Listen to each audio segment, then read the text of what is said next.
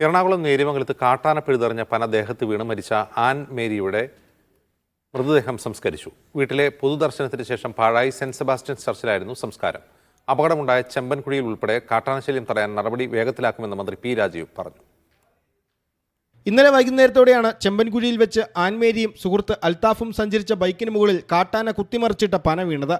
ഗുരുതര പരിക്കേറ്റ ഇരുവരെയും ഉടൻ ആശുപത്രിയിൽ എത്തിച്ചെങ്കിലും ആൻമേരിയുടെ ജീവൻ രക്ഷിക്കാനായില്ല.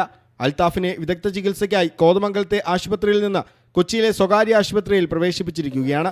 പോസ്റ്റ്മോർട്ടത്തിന് ശേഷം മൃതദേഹം ബന്ധുക്കൾക്ക് വിട്ടു നൽകി. പോസ്റ്റ്മോർട്ടം നടന്ന കളമശ്ശേരി മെഡിക്കൽ കോളേജിൽ ആൻമേരിയെ അവസാനമായി കാണാൻ സുഹൃത്തുക്കളും എത്തിയിരുന്നു.